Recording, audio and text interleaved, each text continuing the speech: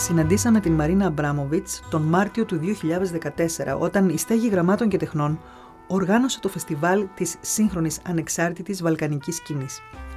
Στα πλαίσια λοιπόν του φεστιβάλ, που εξαιρετικά επιμελήθηκε η Κάτια Αρφαρά, υπεύθυνη της στέγης για πολλές καλές στιγμές του προγραμματός της, μας έφτασε στην Αθήνα για λίγες μόνον ώρες η Μαρίνα Αμπράμοβιτς.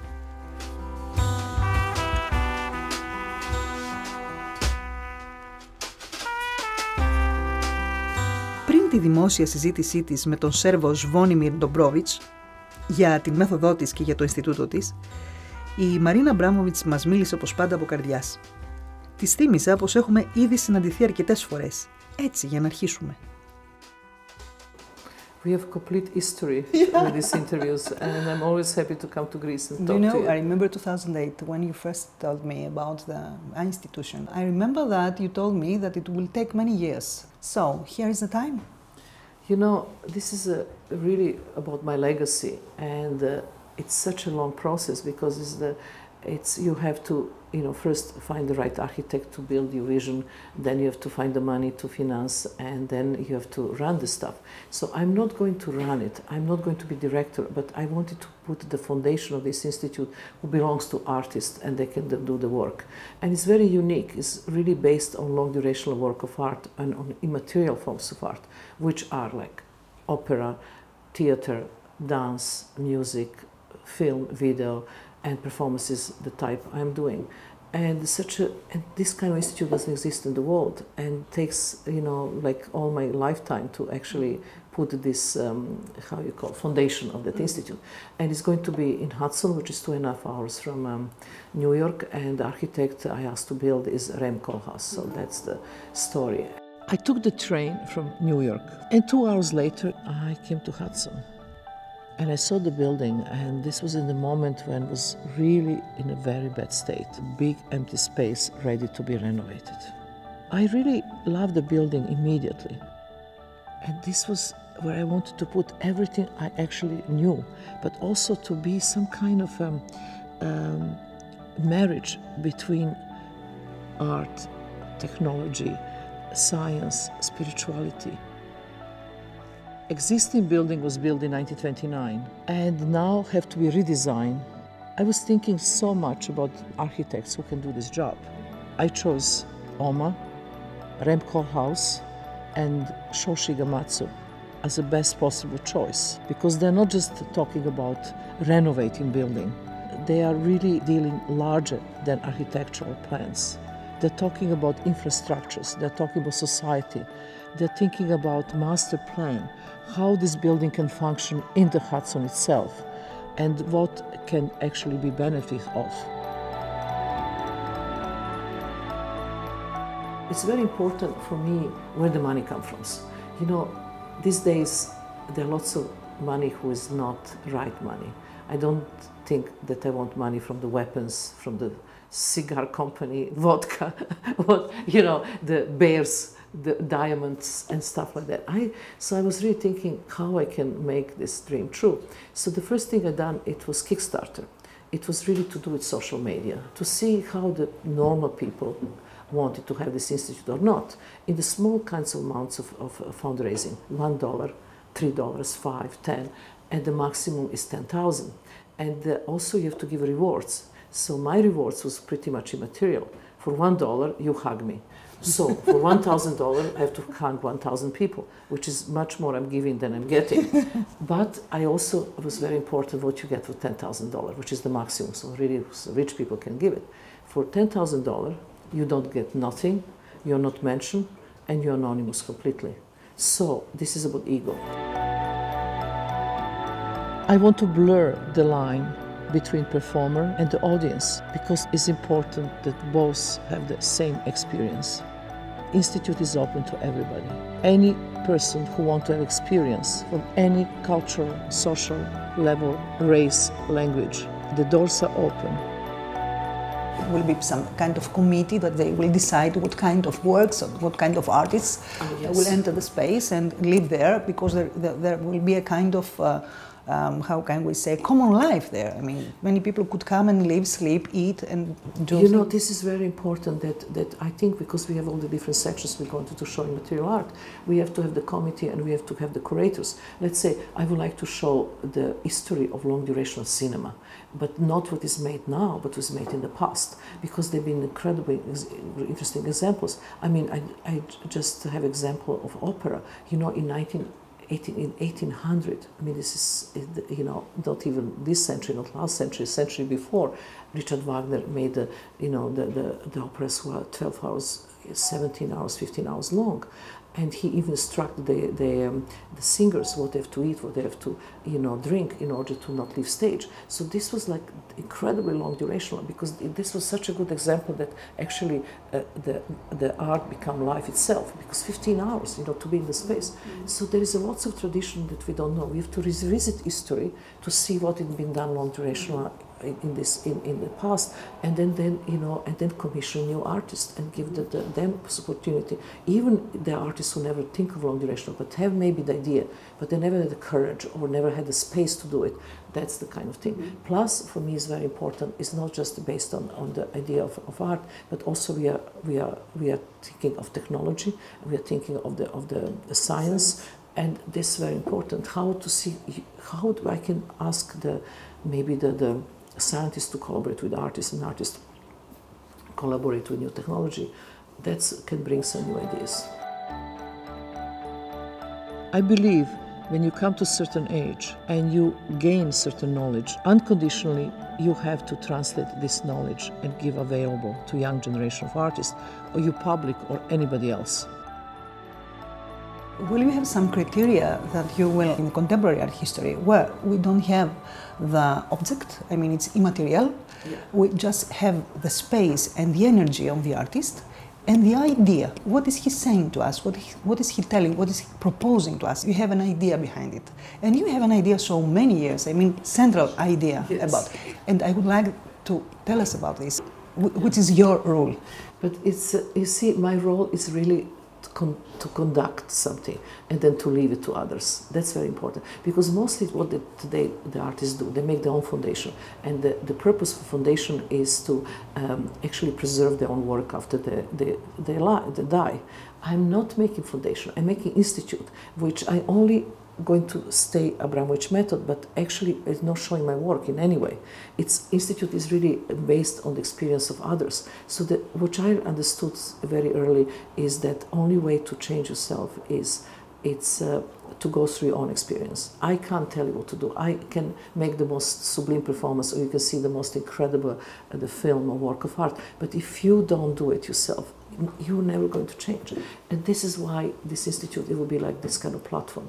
And my dream is like the idea of like Bauhaus, when all the important minds come together and create something new which society can be. It's not a school anymore, it's not a movement. No, it's like like a state of mind to change.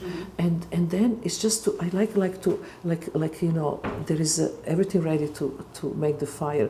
I just want to put a match, and then the fire goes by itself, and I'm not needed anymore, I can leave. But the institute can stay for me as my good idea about my life, you know, really, that's all. And it's very interesting that you are doing that in America and not Europe.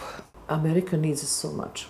It's a very interesting, you know, I'm going to America, it was a big change in my life, because, you know, America is, it's so incredibly disturbed in so many ways. You know, there are human beings that, I don't know almost anybody who sleep normal sleep, who doesn't take sleeping pills, antidepressive pills, pills for every kinds of stuff. The society, there's so much depression, there's so much, you know, I mean, it's just not needed. The people need this awareness enormously. That's why I was so surprised in Artists Present that the people just went crazy, that they need so much to be looked at. They need human, you know, human touch. Because you will see in a subway, nobody ever look at your eyes, nobody ever notice you. And if you do, it's something strange, you know, everything is, it's amplified, that loneliness is amplified. People are lonely. People live around the corner of each other and only sending text messages, they're not seeing it. You know, everything, sex is virtual. I mean, it's crazy. It's so not human anymore.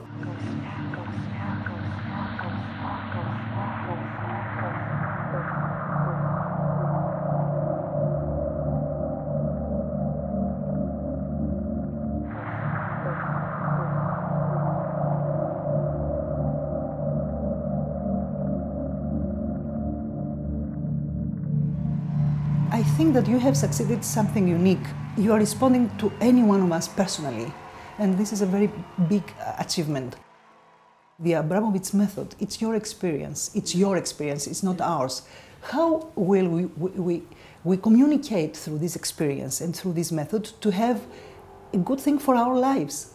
But you know, I tried first the Abramowitz method in Milano, and we have 8,000 people participating, and with a really great response, because I actually make some kind of combination of everything I learned in the last 40 years with the different cultures, with the shamans from South Brazil, of the Aborigines, Tibetan monks, you know, all kind of indigenous cultures, and really putting in some kind of my own experience, and I pick up things that really works for everybody, and I create this Abramowitz method. So Abramowitz method was made for every human being to actually get in contact with themselves, and to also to figure out how they deal with their own time, and with that experience they can really apply to their life and what they do in their own life, how they can make things more meaningful, to understand that we are not here forever, that we spend time in, you know, losing time in so many ways, that we kind of really concentrate and be aware of what is our purpose on this planet generally. So in Milano, it's the first time I create something like Perpetuum mobile. I actually have the public performing and other public watching public performing. And when they finish, they can take place of the one performing. So actually artist is not needed, so that actually the public generate their own experience between themselves. And in a way, we have to now apply to everywhere. I wanted to make this global. And this is why for me it's very important to blur the image between you know, music, dance, culture in general. This is why I worked with Lady Gaga, and I done work with the Jay-Z.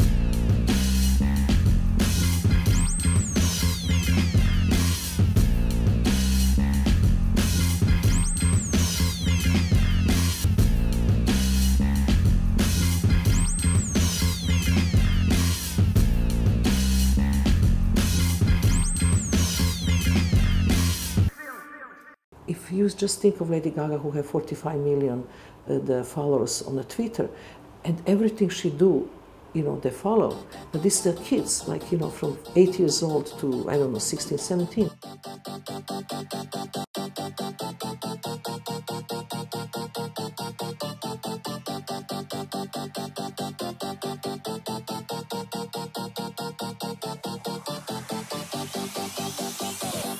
So now they're all Googling and seeing, what is this institute? What is this Mariana Abrams? What she's doing?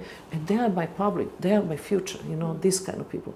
And they can really do something with their own life and help themselves, because so many young kids are lost in many ways. So basically what I'm trying to do is not anymore about my art. I'm trying to work and to make cultural spa. Things that we know through another kind of experience in life, we can transform that into art and be again in our everyday life. Like a present. I mean, it's like you give a present from arts to everyday life, but this experience that you have is actually your life. I mean, it's your experience. So we need a kind of contract. And now I come to the situation that we have to follow if we want to come to the My institution. Yes. And the contract has to do with this I told you before. If I want to come there and have this spiritual experience, I have to sign a contract about the time that I will spend there. And I will have to give my time. And you say that if you give time, you get experience. If you don't give time, you don't get experience. Do you think that many people from many areas of the society, of the culture, of you know, races and things like that, would have the possibility and the will, the power to come in the My institution? I know that you wish that, but do you expect to happen? Yes. I really accept. It's interesting because when you think who have the time to give the word of honor to stay somewhere 6 hours and doesn't know even what's going to happen to him, it's very big commitment, because today the one thing we don't have is time.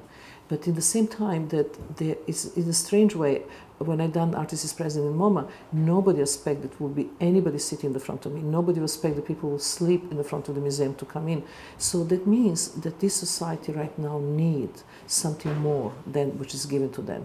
They need something which is not just consumption. They need something, you know, that they are just much deeper to understand who they are. And I'm giving them this kind of experience, and it looks like that especially young people have this very large needs. I mean, I'm just coming to Greece here, and I can't believe that here is 900 seats and it's completely sold out, and the majority is young public, and that makes me happy. That means that people really wanted to know and want to do something different with their lives. And I can, show them the institute, but institute is just to have their own experience. What they have to deal with that new experience in their own way, and to see how they process. I'm not giving them solution, I'm just giving the experience that they can use.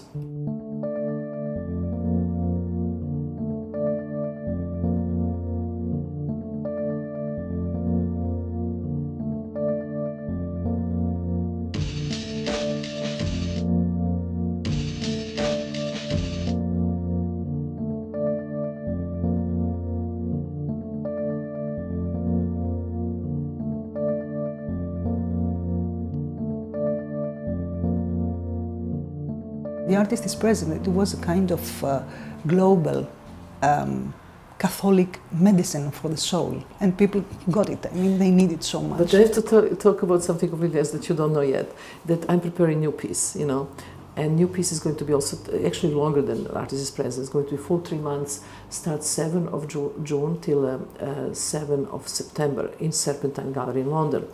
And it's very difficult to do something different after artist is present, because you set up so high the bars, what you can do after, and take me 3 years between to prepare. But it's very interesting to do something timeless in the place doesn't have any time in America. So what you can do in London. So for me, it's incredibly dangerous what's happening with art. Art become commodity.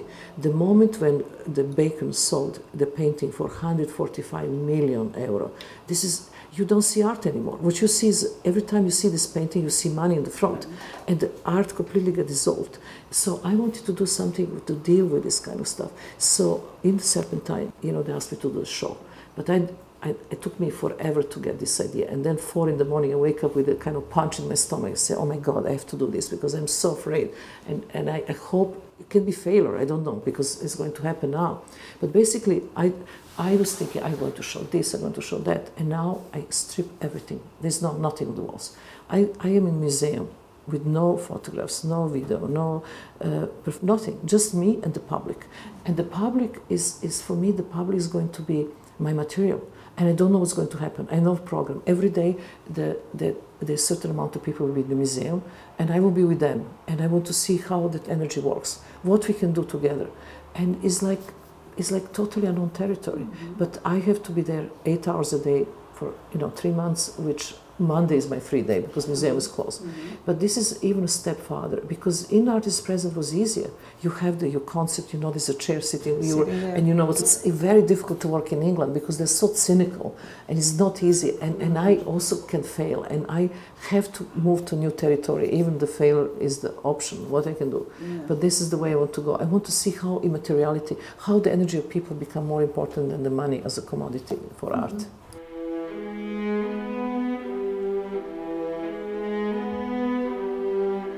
Η συζήτηση που είδατε και ακούσατε έγινε το Μάρτιο του 2014. Αυτή τη στιγμή, το απίθανο και πάλι εγχείρημα της Μαρίνας Αμπράμοβιτς στην Serpentine Gallery στο Λονδίνο είναι σε εξέλιξη.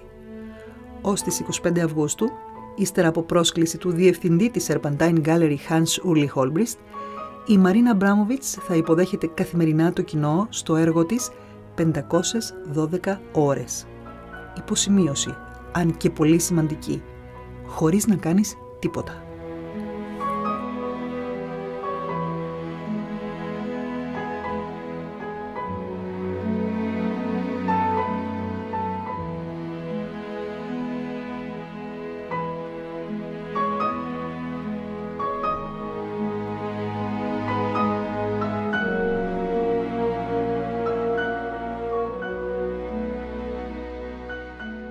Let's come back to our neighborhood, let's say Balkan. You come from a country that does not exist anymore. Balkan area is your home anyway. I mean, it's in your soul. I can understand Wherever that. I go, I can't get rid of it. No. You want to get rid of it? No. But I'm actually pretty happy with this because it's in a way very healthy because we have incredible much emotions. We are rooted. I prefer this than non-emotional states of mind. What do you think that happens in Balkan area? I mean, what changed? Many things changed since you left, but now, and we are here in Onasio Center, and we're going to see after 2 hours a discussion on the Balkan transition. What do you think that have changed dramatically in the area? It's so difficult. I have no objective point of view at all because keep coming to Belgrade. My mother and father was alive and now they die, and I really don't go there.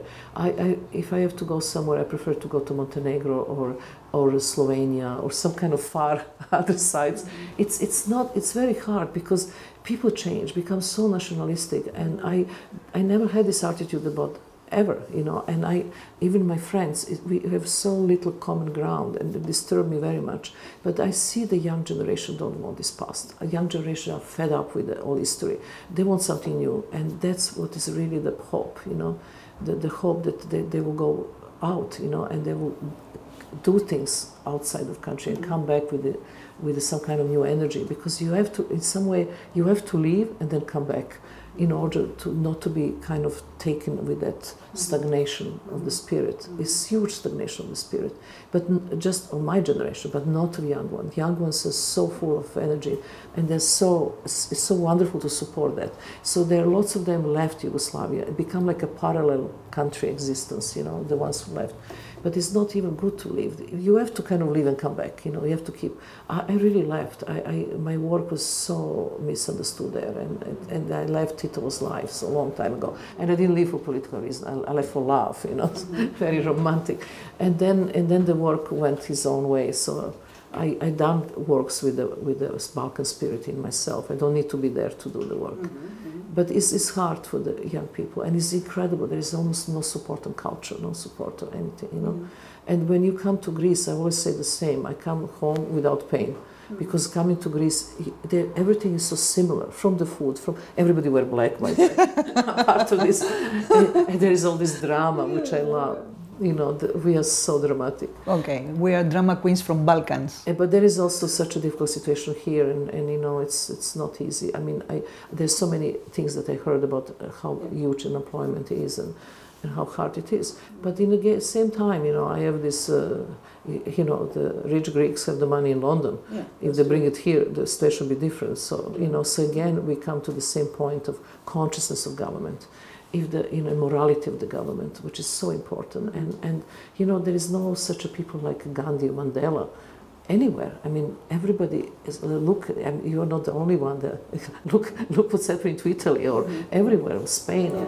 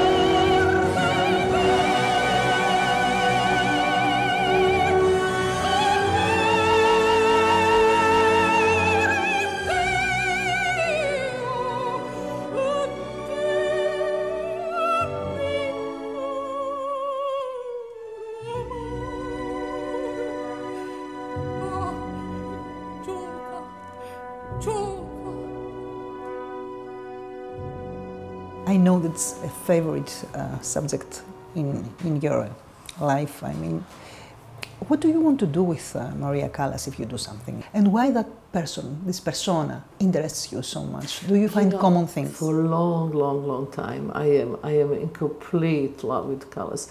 There's so much things about her. Just the fact that she can love so much and so incredibly almost, how you call it, that she died from broken heart. I mean, this is, how many people die from broken heart? Can you imagine how much love is there?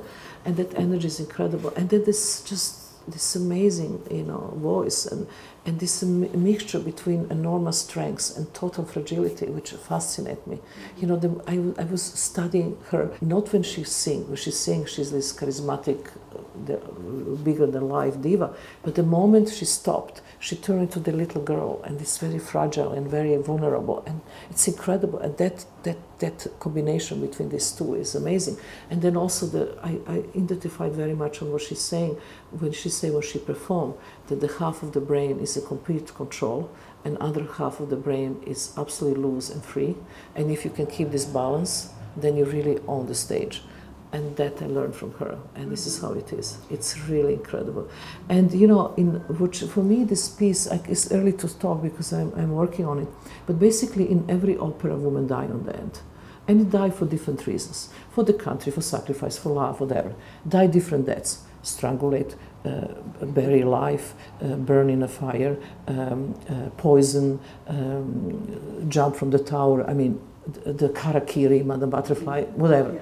So I wanted to ask, I'm actually working on this, 7 different the film directors, only to direct last part of the death, 10 minutes of dying in 7 operas. So it's called 7 deaths. So I am asking a few people already. One of the people was Polanski, will be Almodovar and Alejandro Itanao. It's a quite interesting group. I wanted to see somebody very Nordic, somebody very violent like Korean, somebody hot like a Mexican. Also, I'm in negotiation with one Greek director. I can't tell you yet because I'm going to see him next week. Okay. And I want to come to Greece to do this piece very much. So I'm working. So it's a very big. This project will take at least 3 years to realize. So I always work long durational, but that's my big dream, to come back to Greece and to do this Callas project. You are not a tragic person. I mean, you are full of happiness, of life. Okay, you have your personal life, but what we get as public, as friends, let me say, is that you give us always a kind of hope that we keep going on until the day we die, and the day we'll die, we have to celebrate that. So perhaps you're proposing to us another kind of dying, another way of dying? Yes, one thing is dying in opera, but at the same time you have to honor the life. I'm always for the happy end. Even if you die, it's still happy end. I don't believe in that. This is the thing. I work with the dead so much. But scientifically, the moment when you die, 21 gram, your body is lighter. Scientifically say that this is the energy leaves the body. I believe it's soul. And I believe the soul is indestructible. And this is why I don't believe in that, even if I am playing it all the time with